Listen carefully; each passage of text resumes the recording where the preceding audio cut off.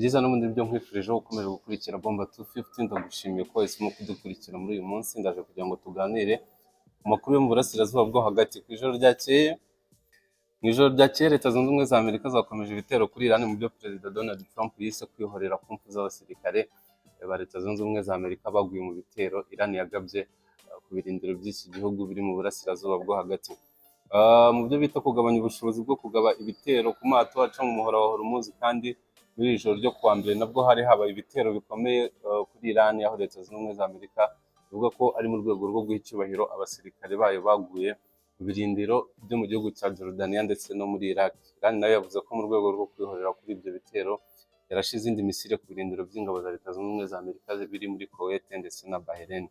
Perezida wa Iran Masoud Pezeshkian yavuze ko igihugu cye kiri mu ntambara yeruye na Leta Zunze Ubumwe za Amerika, ariko kandi anongeraho ko bari kuganira ku buryo baba bahagaritse imirwano mu gihe cy'iminsi 10 nk'uko byasabwe n'abahuza barimo Pakistan na Qatar.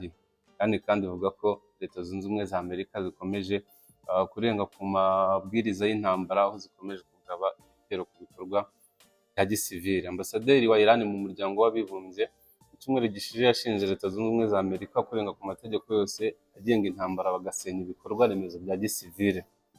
Ibi ngibi nibyo n'ubundi iki gihugu gikomeje kuvuga, aho uhagarariye Leta ya Iran mu muryango w'abibumbye yamaganye bikomeye imyitwarire y'igisirikare cya Leta Zunze Ubumwe za Amerika mu ntambara ibihugu byombi bihanganyemo.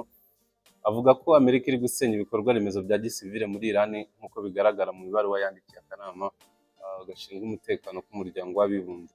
Amir Sadirwan yavuze ko kugaba ibitero ku bikorwa remezo bya gisivile ndetse no kugaba ibitero by'indege mu bice bituyemo n'abasivile ari ukurenga ku mategeko agenga intambara, kandi ngo nicyo kintu Leta Zunze Ubumwe za Amerika ziri gukora. Iki gihugu gishinja Leta Zunze Ubumwe za Amerika kuba ziri kurasa ibitaro, amashuri, imihanda, inzira za gari ya moshi ndetse n'inganda zitunganya amazi cyangwa se desalination plant, kubera ko murabizi ko ibihugu byinshi byo mu Kigobe, kubera ko ari ibihugu biri mu butayu, nta masoko y'amazi aba haba, ahubwo bigendera ku nganda zitunganya amazi arimo umunyu yo mu nyanja, zikayahindura amazi meza abaturage bashobora gukoresha. Rero Leta Zunze Ubumwe za Amerika mu bitero by'indege zikomeje kugaba kuri Iran ivuga yuko bakomeje no kurasa inganda zitunganya amazi akaba ari ibintu bishobora gushyira ubuzima bw'abaturage mu kaga, kandi bikaba ari ukurenga ku mabwiriza y'intambara. Twarabibonye kenshi Iran ishinja Leta Zunze Ubumwe za Amerika kurasa amashuri, turabizi barasa mu kigo cy'abana cyangwa se ku ishuri ry'abana bato b'abakobwa rya Minab, hanyuma gahitana abakobwa 168. Hagati aho kandi Pentagon ivuga ko abasirikare ba Leta Zunze Ubumwe za Amerika barenga 100 bamaze gukomerekera mu bitero by'igisirikare cya Iran mu gihe cy'ibyumweru 2. Ni ukuvuga ngo kuva ku itariki 12, hagati y'itariki 12 na 13, ubwo imirwano yuburaga bushyashya nyuma y'uko Iran na Leta Zunze Ubumwe za Amerika bari bageze ku masezerano yo kwiha iminsi 60 ngo baganire ku ngingo 14 bagombaga kugenderwaho kugira ngo bagere ku masezerano ya burundu. Leta Zunze Ubumwe za Amerika igisirikare cyabo kiravuga ko abasirikare 100 bamaze gukomerekera mu bitero bya Iran, mu bitero bya misile biturutse muri Iran. Cyumvikana nubwo bavuga ko bamaze gupfa abasirikare 3 gusa, aho bemeza ko 2 baguye muri Jordania n'undi akagwa muri Iraq. Ntago wakwemeza ko ari abasirikare 100 bakomeretse hanyuma hagapfa 3 gusa. Birumvikana hari amakuru baba bahisha mu ntambara, nubwo aya makuru ariyo ajya hanze aturuka mu gisirikare cya Leta Zunze Ubumwe za Amerika, ariko ibihombo byo birumvikana ko bishobora kuba birenga ibyo ngibyo. Niba bemeza ko 100 bakomeretse, birumvikana ko bashobora kuba banarenga, cyangwa se n'abahitanwe nabo bakaba barenga mu birindiro byo hirya no hino mu karere k'uburasirazuba bwo hagati, aho ingabo za Leta Zunze Ubumwe za Amerika zifite ibirindiro. Iki gisirikare kivuga ko ngo abenshi mu bakomeretse ari injarizi zo ku mutwe, cyangwa se ari bagiye bahungabana cyane cyane mu bwonko, ngo bamwe bakaba barasubiye mu kazi. Ariko Iran yo ivuga ko ikomeje guteza ibihombo ndetse n'impfu nyinshi z'abasirikare ba Leta Zunze Ubumwe za Amerika ku birindiro byo hirya no hino, cyane cyane muri Kuwait, Bahrain ndetse na Iraq. Hagati aho kandi misile za Iran zikomeje kuba kasamutwe ku basirikare ba Leta Zunze Ubumwe za Amerika baherereye mu burasirazuba bwo hagati. ntabwo ari uko ari misile ari nini cyangwa se zigenda zihuse cyangwa se bazongereye umuvuduko, ahubwo ni ukubera ko babaye smart cyangwa se bashyizemo ubwenge bwinshi mu buryo bagabamo ibitero byabo.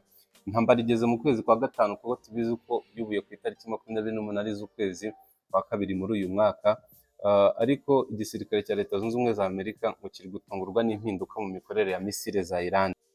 Ibi bitandukanye no mu mezi ya mbere intambara igitangira, aho Iran yarasaga misile nyinshi ikazoherereza rimwe na drone mu rwego rwo gutesha umutwe cyangwa se overwhelminga defense system za Leta Zunze Ubumwe za Amerika na Israel. Boherezaga misile na drone nyinshi bakazohereza icyarimwe kugira ngo ubwirinzi bw'ikirere buze guhanura bimwe ariko ibindi bize kugera ku ntego. Noneho ubu ngubu ntabwo ari bwo buryo Iran iri gukoresha muri iyi minsi.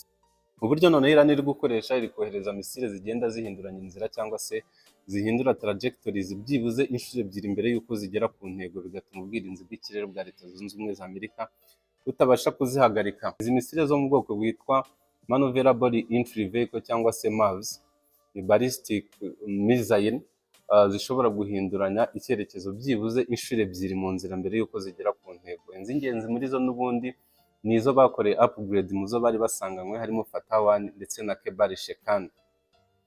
Izi misile zose ngo zishobora gushuka cyangwa se gutrikinga systeme z'ubwirinzi kubera ko zikoresha coordinates ziva kuri satellite. Ahangaha niho haziramo Ubushinwa ndetse n'Uburusiya, kubera ko ngo bari gufasha igisirikare gishinzwe kurinda impinduramatwara ya Kisilamu muri Iran cyangwa se Islamic Revolutionary Guard Corps, bakazihereza amakuru cyangwa se amakuru y'ubutasi cyangwa se intelligence, bigatuma bamenya movement cyangwa se aho ingabo za Leta Zunze Ubumwe za Amerika ziherereye mu birindiro bitandukanye mu bihugu byo mu Kigobe, mu birindiro bitandukanye mu bihugu byo mu burasirazuba bwo hagati, harimo Bahrain, Kuwait, Qatar, Saudi Arabia, Iraq ndetse na Jordani.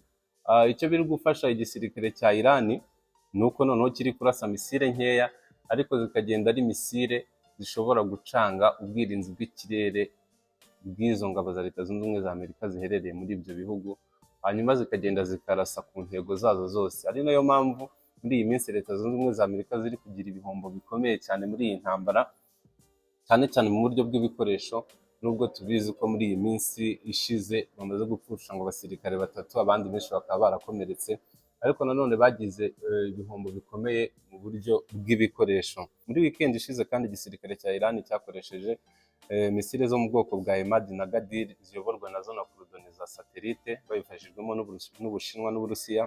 Barashe ku birindiro bibiri, ari naho hapfuye abasirikare 2 muri Jordani ku birindiro bya Muwafaq na Akab.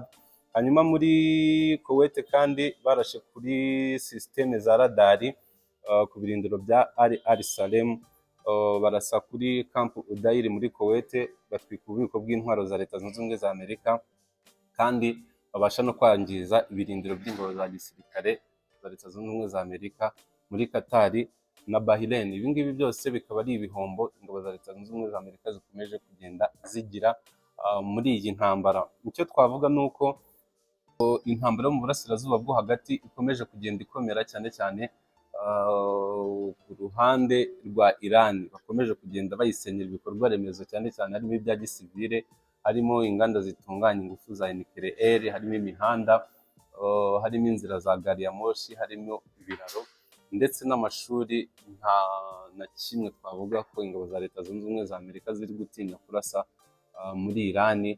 Habonye ko barasa n'inganda zitunganya amazi, kandi ibihugu byo muri kariya karere bigendera ku mazi yo mu nyanja aba arimo umunyu, inganda zikayatunganya kugira ngo abe amazi meza abaturage bashobora gukoresha.